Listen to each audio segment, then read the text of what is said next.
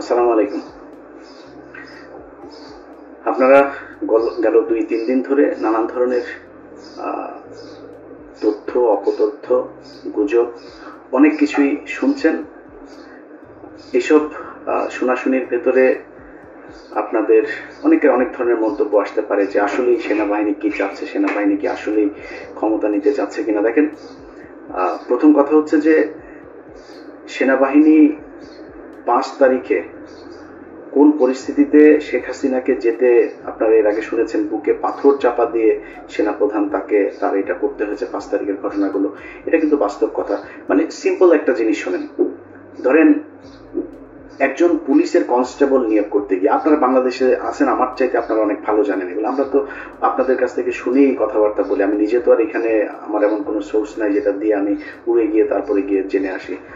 আপনারা জানেন যে একটা পুলিশের কনস্টেবলের চাকরি নিতে গেলে আপনার কি পরিমাণে করতে হয়, মানে সরকারি যেসব গোয়েন্দা সংস্থা এই যে ভেরিফিকেশনের কাজটা যে চলে, আপনার পরিবারের ভেতরে মানে বাবা মা ভাই বোন না, এর বাইরেও 14 গোষ্ঠীর ভেতরে জামাত বিএনপির কোনো লোকজন আছে কিনা সেটা যাচাই বাছাই করে তারপরে আপনাকে চাকরিতে নেওয়া হতো। এটা সত্য কি মিথ্যা আপনি নিজেকে জিজ্ঞেস করেন। যদি তাই হয়, শেখ হাসিনার চোখের সামনে সেনাপ্রধান ওয়াকার, মানে শেখ হাসিনার পছন্দগুলো কি আপনি বলেন?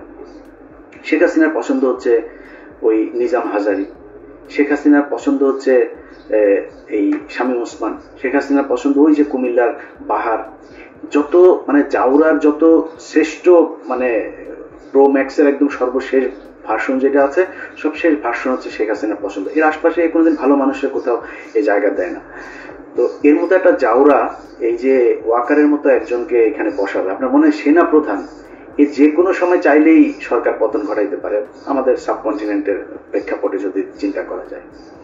তাকে যাচাই বাছাই না করে শেখ হাসিনা ভুল করেছে সেনা প্রধানকে বসিয়ে, এটা মনে করার কোনো কারণ নাই। মানে গোয়েন্দা সংস্থা না, খালি শেখ হাসিনা যদি ভুল করেও ভারত তো ভুল করবে না। শেখ হাসিনার এই ধরনের পদগুলো, এই পদায়ন কারা করতো? ভারত থেকে করতো। এমপি মন্ত্রী কে কোথায় বসবে গুরুত্বপূর্ণ জায়গায়, পুলিশের বিভিন্ন শাখায়, সব ভারতের দেয়া। তো ভারত তার ব্যাপারে জানে না, না জেনে তাকে এখানে বসিয়েছে। ওয়াকার মনে প্রাণে একজন আওয়ামী প্রেমী, যেটা সে আগে বলেছে, বুকে পাথর চাপা দিয়ে তারপরে তিনি 5 তারিখের এগুলো করেছেন। ওইটাই হচ্ছে বাস্তবতা। তো এই ব্যক্তির যদি আপনি কোনো চিন্তা ভাবনা ধারণা সব বাদ দিয়ে আপনি নিজে থেকে মানে একদম সায়েন্সের মতো যদি তাকে করতে চান, ল্যাবরেটরিতে যদি টেস্ট করতে চান, তো ল্যাবরেটরি টেস্টে আপনাকে প্রথম করতে হবে, এই যে হাসিনা 9 মাস ধরে অনেক বক্তব্য দেখেছেন, এ কিন্তু এর মানে মুখ কিন্তু যথেষ্ট মানে কি বলবো, যে ও কথা না বললে পারলো, কথাই কিন্তু এই যে এই পতন টতন যা কিছু হলো সব কিন্তু এর কথাই। এর মুখ থেকে গেল 9 মাসে আপনি আজ পর্যন্ত শুনেছেন ওয়াকার সম্পর্কে কোনো খারাপ কথা, ওয়াকারের বিরুদ্ধে কোনো অভিযোগ? গত 3 বছর ধরে ইউনূসকে নিয়ে শেখ হাসিনার এত কথা কেন, এত শত্রুতা কেন?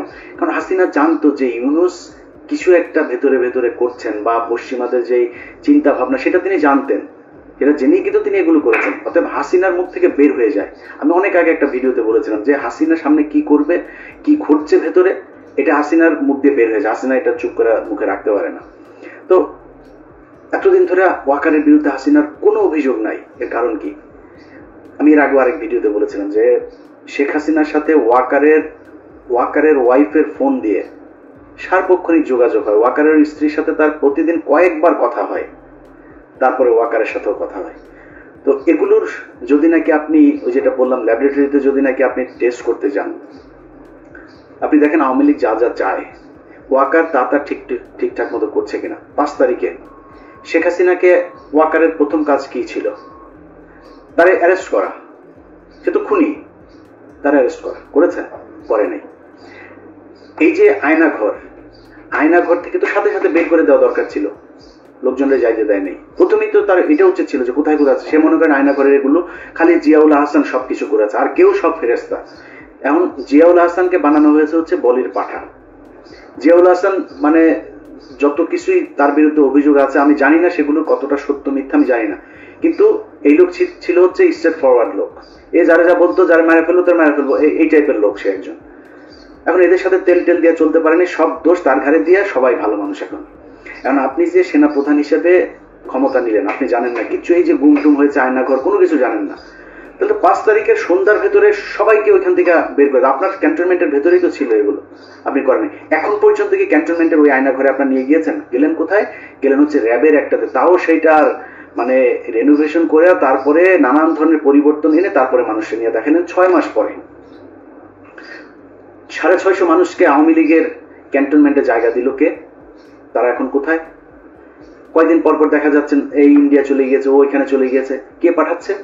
সবশেষ হামিদ গিয়েছে। আপনার মনে হয় পুলিশের একজন এসপি কে সেটার জন্য দায়ী করা হচ্ছে? এমনকি এসপির যে প্রধান, তার দায় আছে, অবশ্যই তার দায় আছে। সে এসপির প্রধান, নো ডাউট যে সে কখনোই আওয়ামীপন্থী লোক না, সে আওয়ামী লীগের দ্বারা নির্যাতিত লোক, কোনো সমস্যা নেই, কিন্তু তিনি এই দায় এড়াইতে পারবেন না। বাট যদি সবকিছুর উপরেই করা হয়, এখানে 100% আর্মি জড়িত। আর্মিকে বাইপাস করে, আর যদি আরেকজন করতে চায় সেটাও ডক্টর ইউনুস, কিন্তু আর্মিকে বাইপাস করে না, তাদের সমর্থন নিয়ে তারপরে করতে হবে। তো এই ঘটনার সাথে আর্মি জড়িত। এখন পর্যন্ত ধারাবাহিকভাবে মমতাজকে ধানমন্ডি থেকে গ্রেফতার করা হয়। আচ্ছা আপনি বলেন এই দেশটা টিকবে কেমনে? আমারে বলেন। ধানমন্ডির মতো জায়গায় মমতাজ এতদিন ধরে পালায়া ছিল, তো এই দেশের পুলিশ করে কি? ডিজিএফআই করে কি? এনএসআই করে কি? গোয়েন্দা সংস্থা কি করে? আপনি এই দেশ কেমনে টিকাবেন? এই যদি হয় গোয়েন্দাদের অবস্থা, তাহলে আপনি এই মানে ভবিষ্যতে যে আরো বড় ধরনের কোনো ঘটনা করবে না, সেটা আপনি সামলাবেন কেমনে? পারবেন না সামলাইতে। তারপরে কি করলো? হাসিনার বাড়ি ভাঙবে পোলাপান, ওটা তো বাকশালের আতুর ঘর, ওইখানে বসে এই দেশের যত অপকর্ম সব হয়েছে, এই দুর্নীতি থেকে শুরু করে এই পর্যন্ত এই বাংলাদেশের যত অবক্ষয়, ভারতের যত যোগসাজশ, ভারতকে এই দেশে কাজ করতে দেওয়ার যত কিছু, ওই ঘরে বসে হয়েছে। ওইটার পাবলিক টয়লেট বানানো উচিত একদম, মানে লিটারালি। এটা এরকম না যে মানে মানুষ যায় এখন তো ইস্যু করে, এইভাবে না, বানাই দিতে হবে। পুরুষ মহিলার আলাদা করে ওখানে বাথরুম বানাইতে হবে এবং লেগে দিতে হবে বাথরুমের ওইখানে সামনে বড় করে ব্যানার থাকতে হবে, একটু হেগে যান, এটা এই জায়গা হইতে হবে। প্রচন্ড ঘৃণার একটা স্থান হওয়া দরকার। ওইটা মানুষ ভাঙতে চেয়েছে, জনগণ চেয়েছে, সেনাবাহিনী যায় বাধা দেয়। সেনাবাহিনীর কাজ কি? এদেরকেই করা নাকি? এদের আপনার বাধা দিতে যাইতে বললো কে? এর পরে বাংলাদেশে যত ধরনের 2 দিন পর পর এই যে আপনার, আমি টেলিভিশন পত্রিকার নাম ধরে বলছি না, ডিজিএফআই থেকে নোট দেওয়া হয়, এটা মাঝখানে বন্ধ ছিল, এই গত কয়েক মাস ধরে আবার শুরু হয়েছে। নোট দেওয়া হয় এইভাবে নিউজ ছাপতে হবে, ছাপছেন কিভাবে? আপনার এই যে ধর্ষণ চারিদিকে চলছে, এই ধর্ষণগুলোকে আপনার মানে দেখে মনে হয় কি বাংলাদেশে জীবনে কোনদিন ধর্ষণ হয় না, এমন ভাবে এটাকে প্লেস করা হচ্ছে যে বাংলাদেশে ধর্ষণে ছেয়ে গিয়েছে। এই দেশে ধর্ষণের জন্য মানে যে কোনো সময় সরকার পতনের আন্দোলন হইতে হবে, এমন একটা পরিস্থিতি তৈরি করা হচ্ছে।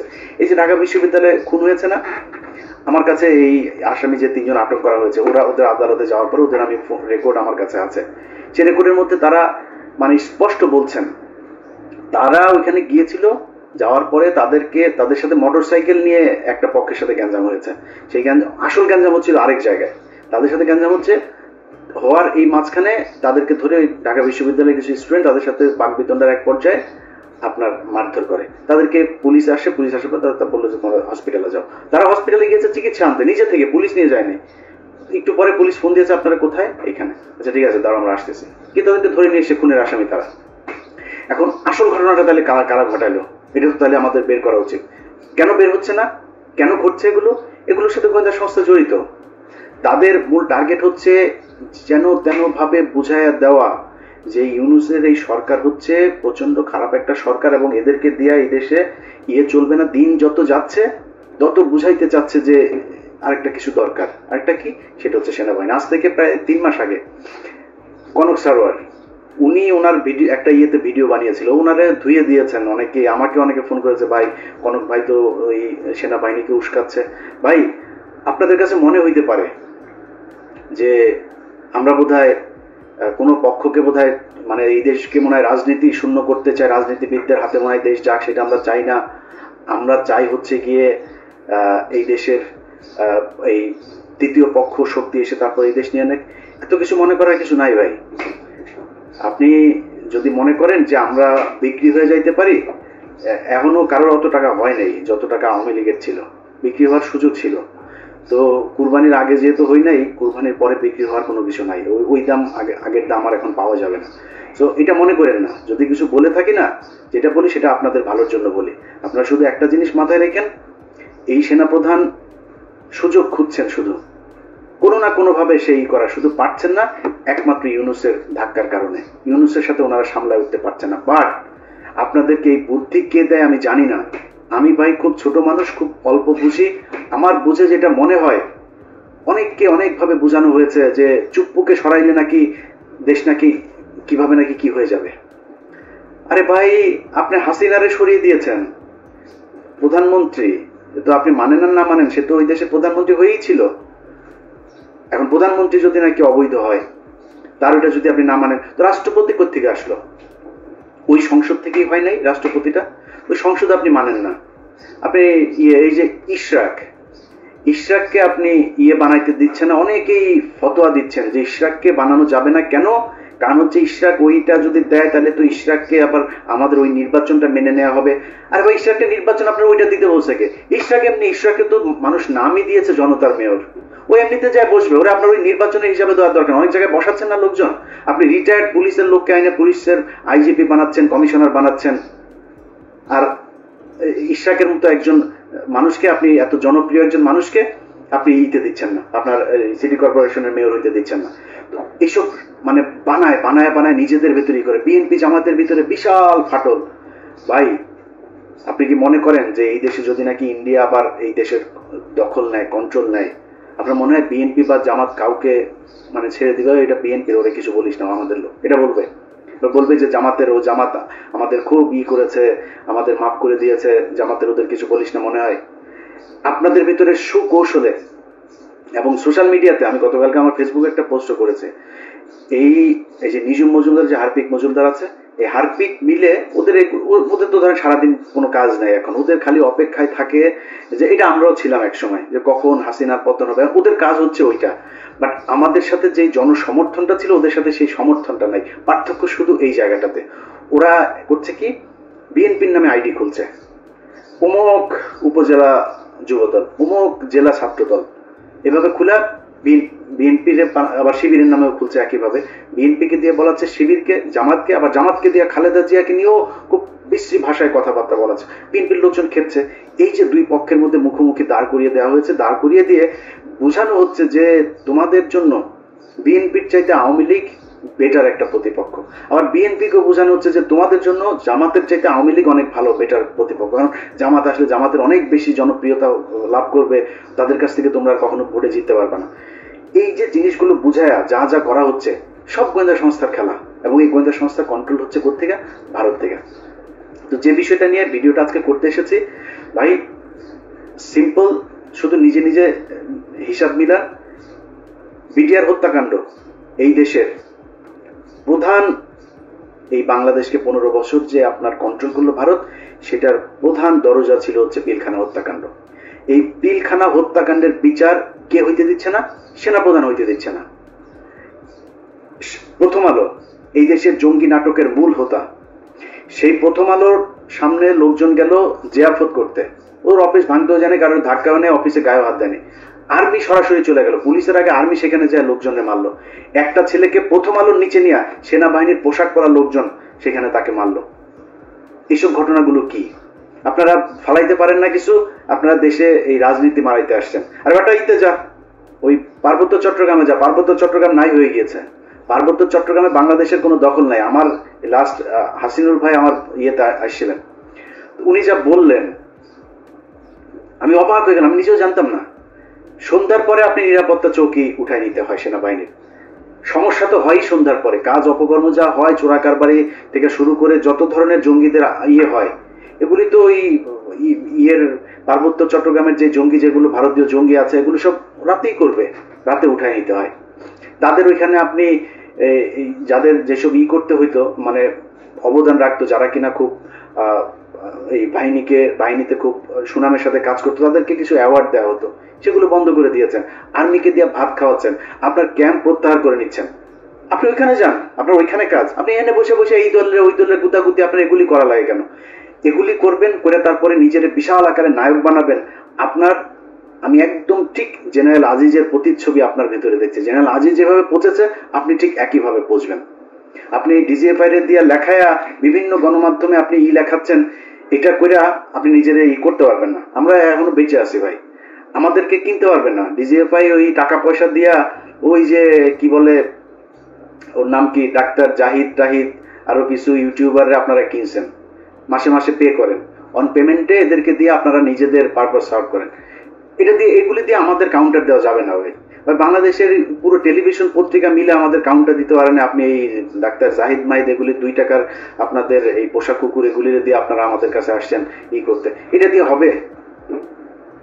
অতএব আমি আর্মিকে বলবো ভাই, আপনাদের সোজা হইতে হবে, শেখ হাসিনার কথা ভুলে যাইতে হবে, আওয়ামী লীগের কথা ভুলে যাইতে হবে, ভারতের কথা ভুলে যাইতে হবে। তাদেরকে এই দেশে আবার ফের পুনর্বাসিত করবেন এই চিন্তা, এই স্বপ্ন আপনার মন থেকে সরায় ফেলতে হবে। বিডিআর এর বিচার করতে হবে, পুনঃ তদন্ত করতে হবে, যারা আছে তাদেরকে ছাড়তে হবে এবং এদের যথাযথ এই ক্ষতিপূরণ দিতে হবে। এই যে পরিবারগুলোকে ধ্বংস করা হয়েছে এগুলোর ক্ষতিপূরণ দিতে হবে। সেনাবাহিনীর যারা যারা এর সাথে জড়িত ছিল তাদের সবাইকে গ্রেপ্তার করতে হবে। ওই ঘরবন্দি নজরবন্দি ক্যান্টনমেন্টের ভেতরে আপনাদের আলাদা সেলের মধ্যে রাখা এইসব ধনফন বুঝায় পাবলিকের লাভ নাই। এদেরকে গ্রেপ্তার করতে হবে এবং সাধারণ আইনে গ্রেপ্তার দেখাইতে হবে, বিচারের মুখোমুখি করাইতে হবে। আপনারা এখান থেকে বের হইতে পারবেন। আমি অন্তত বেঁচে থাকা অবস্থায় আপনি বিডিআর এর এটারে নিয়ে মানুষকে যা তা বুঝায় তারপরে আপনি বেঁচে যাবেন, ভারতকে বাঁচাবেন, আওয়ামী লীগকে বাঁচাবেন, আর্মির এইসব কালপিটদের বাঁচাবেন, এটা সম্ভব না। এটা এদেশে হইতে দেওয়া হবে না।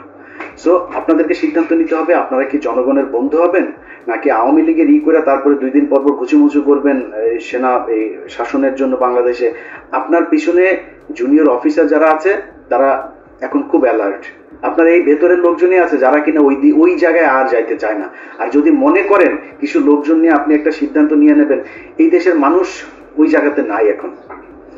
আপনি মানে খেলার মধ্যে ক্রিকেট খেলায় দেখেন না, একটা পর্যায়ে যায় একটা দল এমন জায়গায় যায় ওখান থেকে আর উঠতে পারে না। আপনাদের অবস্থা এখন তাই, এখান থেকে ধাপ করে উঠতে পারবেন না। আপনার রান দরকার 3 রান, হাতে আছে 7 উইকেট, এদিকে ওভার আছে আরো 27 ওভার। এখান থেকে আপনি ম্যাচ জিতে আনতে পারবেন আবার ফের ঘুরে, ওটা সম্ভব না। অতএব আপনাদের সিদ্ধান্ত নিতে হবে এটা। আর আমি খুব বিনয়ের সাথে বাংলাদেশের বিএনপি এবং জামায়াত আপনাদের কাছে বলতে চাই, বা ছাত্রদেরকেও বলতে চাই, ভাই আপনাদের ছাত্রদের সাথে খুব খারাপ একটা সম্পর্ক হয়েছিল, নতুন করে তাদের সাথে আমার সম্পর্কটা আবার আমি নিজেই তাদের সাথে শিথিল করেছি, মানে সুন্দর করেছি। অতএব এই সম্পর্কটা তাদের সাথে রাখতে চাই। আপনাদের কাছে অনুরোধ একটা, তাদেরকে আমি এটাই বলেছি যে ভাই এই প্রথম আলো, ডেইলি স্টার, এই ইন্ডিয়া, আওয়ামী লীগ এইসব ফাঁদে পা দেওয়া যাবে না। আপনাদের আমার নিয়ে গালাগালি করেন, কিচ্ছু বলবো না, কিন্তু আমার যখন আপনারা দেখুন আমি প্রথম আলোতে গিয়েছেন তখন ভাই আমার রক্ত এগুলি মানে টকবক করে ফুটতে থাকে, আমি নিজের কন্ট্রোল করতে পারবো না তখন। সো এটা তাদেরকে বলা আছে। ছাত্রদেরকে বলি ভাই, আমারে কারোর ক্ষমতার ভাগ দেওয়ার দরকার, আমি কারোর কাছে কোনো চেয়ার চাই না, কোনো পদও চাই না, কিছুই চাই না, 1 টাকাও চাই না। যেখানে ছিলাম ওইখানেই আছি, এইখানেই থাকবো। আল্লাহ যেন সারা জীবন ওই জায়গাতে রাখে। আল্লাহর কসম করে বললাম ভাই, এই ভিডিওটা যখন রেকর্ড করছি তার কয়েক মিনিট পরে মাগরিবের নামাজ, এই সন্ধ্যার সময় সবার সামনে আল্লাহর কসম করে বললাম, মৃত্যুর 8 দিন পর্যন্ত এই জায়গাতেই থাকবো ইনশাআল্লাহ। এই দেশের সার্বভৌমত্ব রক্ষায় আমার অনেক ভুল থাকতে পারে, কিন্তু নিজের জানতে আমি আমার নিজের সজ্ঞানে কোনোদিন এই দেশের বিরুদ্ধে অবস্থান নেব না, এটা মনে রাখেন। সো আপনাদের দেশ আপনারা চালাবেন, আপনারা ক্ষমতায় আসবেন, আপনারা বিরোধী দলে যাবেন, যা মনে চায় করেন, কিন্তু এই দেশটা এই দেশের ভেতরেই থাকতে হবে। ভাই চাঁদাবাজি করেন, কোন ছাত্র কার কাছ থেকে টাকা নিয়েছে, কোন বিএনপির লোক কোন জায়গায় চাঁদা নিয়েছে, কোন জামাতের লোক কোন জায়গায় চাঁদা নিয়ে, আমার যায়ও না আসেও না, যা মনে চায় করেন, শুধু টাকা বিদেশে পাঠান না। আর ওই এদের সাথে হাত মেলানো যাবে না। এদের সাথে যে হাত মেলাবেন তারে আমি যখন যেভাবে আগেও বলেছি এখনো, যখন যেভাবে তাকে ন্যাংটা করার সুযোগ পাবো আমি কিন্তু ন্যাংটা করে দেবো। তো ওই জায়গাটা ঠিক রাখেন। আর আপনাদের কাছে সবচেয়ে বড় অনুরোধ যেটা, সেটা হচ্ছে যে আপনারা তো ক্ষমতা চান, তাই না? ক্ষমতা চাইতে হইলে আপনারা যেটা মনে করছেন যে আমরা মনে হয় তৃতীয় কোনো পক্ষকে সুযোগ সুবিধা, না ভাই, আপনার মাথায় রাখতে হবে তারেক রহমান এখনো পর্যন্ত দেশে ফেরে নাই। নিশ্চয়ই দেশে ফেরার মতো পরিস্থিতি হয় নাই, তাই ফেরেন। খুব সিম্পল হিসাব, কেন হয় নাই, যে কারণে হয় নাই সেটা আপনারা নিজেরা চিন্তা করেন। কারা কারা এখনো পর্যন্ত সেই সরকারের এই কি বলে এই আওয়ামী লীগ সরকারের লেসপেন্সার যারা যারা এখনো পর্যন্ত আছে তাদেরকে সরানোর ব্যবস্থা করেন। প্রথম আলো, ডেইলি স্টার সহ এই যে সন্তোষ শর্মা টর্মা এই যারা যেগুলো আছে এগুলোর ব্যাপারে চোখ কান খোলা রাখেন। ভাই এখনো পর্যন্ত নিজেদের মধ্যে এই দ্বন্দ্ব করার সময় এখনো আসে নাই। এখানে যদি ভারতকে যদি আবার আপনি সুযোগ দেন, ভারত হাসিনা আসতে পারবে না হয়তো, কিন্তু ভারত ওই আওয়ামী লীগের মধ্যে আরেকটা শক্তিকে এখানে দাঁড় করাবে। তো সেটা যদি হয় আপনার মাথায় রাখতে হবে, আপনাদের বিএনপি করেন যারা, আপনাদেরকে ভাই পরীক্ষা নেওয়ার কিছু নাই। আপনারা এই গেল 15 বছরে যারা কিনা এখন নতুন করে আবার বিএনপিতে যোগ দিচ্ছেন তারা না, এই গত 15 বছর যারা বিএনপি করেছেন, সে ভালো খারাপ যা মনে চায় এইটা প্রমাণ করেছেন যে আপনি ভাই দেশপ্রেমিক, এবং ভারতের ব্যাপারে আপনি কোনো ছাড় দেন নাই। কিছু তো আছেই বিএনপি জামাতের মধ্যে কিছু আছে যারা কিনা ভেতরে ভেতরে তাদের সাথে যুক্ত ছিলাম, তাদের কথা বলছিলাম, কিন্তু বাংলাদেশের সংখ্যাগরিষ্ঠ বিএনপি জামাত পরীক্ষা দিয়ে এসছেন আপনারা। আপনাদের এই দেশের অনেক অবদান, আপনাদেরকে তুচ্ছ তাচ্ছিল্য করে আপনাদের বিরুদ্ধে কথা বলার ওই শক্তি সাহস কোনোটাই আমার নাই। আপনাদের কাছে খালি অনুরোধ ভাই, আল্লাহর ওয়াস্তে আওয়ামী লীগ এবং ভারত এই দুইটার ব্যাপারে আপনাদের সজাগ থাকতে হবে। আমার ব্যাপারে, আমাদের ব্যাপারে আপনাদের কোনো টেনশন করার দরকার নেই যে আমরা মনে হয় উস্কাচ্ছি কাউকে বা কোনো কিছু, এরকম কোনো কিছু না। এখানে সেনাপ্রধান চাচ্ছে সে একটা সেনা শাসনের দিকে নিয়ে যাইতে, তার একটা বলয় তৈরি করতে, বিভিন্ন জায়গায় তার প্রভাব বিস্তার করতে। এটার ব্যাপারে আপনাদেরকে সজাগ থাকতে হবে। সেনাবাহিনীর কোনো ফাঁদে কেউ পা দেবেন না। সেনাবাহিনী যদি নাকি কোনো নোট দেয়, কোনো কিছু দেয়, আমি নিজেও এখন এই ব্যাপারে খুবই অ্যালার্ট। কোনো কিছু কেউ দিলেই আমি সেটা সেনাবাহিনীর পক্ষে বিপক্ষে কারোর এটা বলার ব্যাপারে আমি খুব চেক করে তারপরে করি। আপনারা সেটার ব্যাপারে সজাগ থাকবেন।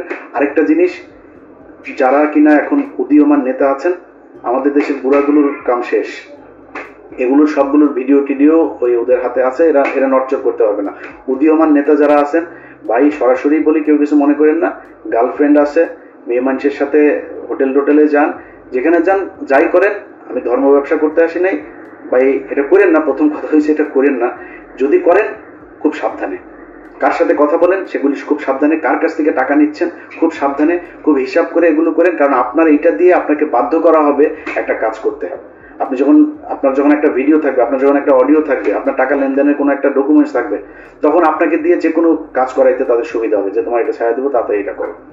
সো ওই সুযোগটা আপনারা দিয়ে না। আমাদের উপরের যারা আছে সিনিয়র নেতা শেষ, সবার জীবন শেষ। এগুলো ইন্ডিয়ার কাছে ধরা, প্রথম আলোর কাছে ধরা। প্রথম আলোর যে এই যে মেরিল প্রথম আলো আছে না, এই যে নর্তকীদের এনে যে দেওয়া হয়, এই নর্তকীদের দিয়ে তারপরে টানা হয়, বড়শি দিয়ে তারপরে মাছ টানা হয়, টেনে এনে তারপরে বড়শির মধ্যে করে এগুলো দিয়ে সারা জীবন শিকার করা হয় চারিদিকে। সো এই নায়ক নায়িকা, গায়ক গায়িকা, সুন্দরী মডেল, তারপরে হঠাৎ করে বাসের মধ্যে পরিচয়, সিএনজিতে পরিচয়, ফোন করে ভাইয়া আপনার কাছে দেখেছিলাম, এসব থেকে খুব সাবধানে। এই থেকে যদি সাবধানে না থাকতে পারেন, আপনি জীবনে কোনোদিন এই দেশে রাজনীতি করে আপনার নিজের যে ইচ্ছা, আমার বিশ্বাস অনেক মানুষ আছে, ইভেন আসিফ নজরুলের কথা বলি, আসিফ নজরুল নিজেও দাঁড়াইতে পারে না শুধুমাত্র এই একটা কারণে, সেটা হচ্ছে মেয়ে মানুষের ভিডিও টিডিও এগুলো তার আছে। আমার বিশ্বাস যে আসিফ নজরুল এমন একটা মানুষ, সে কিন্তু সম্মান চায়, সম্মানিত হইলে সুন্দর করে কথা বলেন, তিনি পারেন না, ওই একটাই কারণ। অতএব উদীয়মান যারা আছেন তারা খুব সাবধানে। সামনের সময়গুলো ভাই খুব ক্রিটিক্যাল। আমরা চাই ইউনূস একটা সুন্দর পরিস্থিতির ভেতর দিয়ে নির্বাচন দিবে, এবং সেই নির্বাচনটা যত দ্রুত সম্ভব তত দ্রুত দিবেন, যাতে এই দেশে নির্বাচিত একটা সরকার আসতে পারে এবং সেই সরকারের অধীনে আমাদের দেশ চলবে। তার আগ পর্যন্ত সবাইকে খুবই হিসাব করে চলতে হবে। বিএনপি জামাত, আপনাদের ভেতরে যে দ্বন্দ্ব ভাই, অনেক নতুন নতুন বিএনপির সাপোর্টার হয়েছে যারা কিনা এখন নিজেকে বিরাট বিএনপি দাবি করার জন্য সারাদিন জামাতের বিরুদ্ধে বলে। জামাতের কিছু পক্ষের লোকজন এসে যারা সারাদিন, আমি ভাই জামাতের নেতা তারেক রহমান, শফিকুর রহমান, সবাই নিয়ে যা মনে চায় বলবো, আমার যদি কোনো কিছু বলতে ইচ্ছা করে আমি বলবো, কিন্তু এটা মনে রাখেন আমি আওয়ামী বিরোধী ভাই, আমি ইন্ডিয়া বিরোধী, এইটা মাথায় রাখেন। যদি আপনাদের বিরুদ্ধে কিছু বলি, শুধু ওই জায়গায় আমাকে আঘাত করলে, প্রথম আলো, ডেইলি স্টার, সন্তোষ, ইন্ডিয়া, এগুলোর ব্যাপারে যদি আঘাত করেন আমি আপনার বিরুদ্ধে বলবো, এর বাইরে আমি বলবো না। কিন্তু নতুন নতুন গজিয়ে ওঠা কিছু বিএনপি জামায়াতের সাপোর্টার হয়েছে, তাদের দেখানো রাস্তায় নিজেদের মধ্যে গুতাগুতি বন্ধ করেন। গুতাগুতি করেন, এই দেশে বিএনপি ক্ষমতায় আসবে, জামাত বিরোধী দল হবে, এনসিপি বিরোধী দল হবে, এনসিপি ক্ষমতায় আসবে, জামাত বিএনপি বিরোধী দল হবে, কোনো সমস্যা নেই, দেশ চালান আপনারা এইভাবে। আপনারা মন্ত্রী হন, এমপি হন, যা মনে চায় হন, আমাদের কোনো যায় আসবে না। কিন্তু নিজেদের ভেতরে ঠিক রাখেন, আওয়ামী লীগ ইন্ডিয়ার ব্যাপারে একদম সুস্পষ্ট একটা অবস্থান রাখেন। ওই জায়গাটা ঠিক না রাখতে পারলে সামনের পরিস্থিতি কোন দিকে যায় সেটা বলা খুব মুশকিল। যাই হোক, ভিডিও অনেক লম্বা হয়ে গেল। যারা শেষ পর্যন্ত শুনেছেন আরো একবার আপনাদেরকে ধন্যবাদ জানাচ্ছি।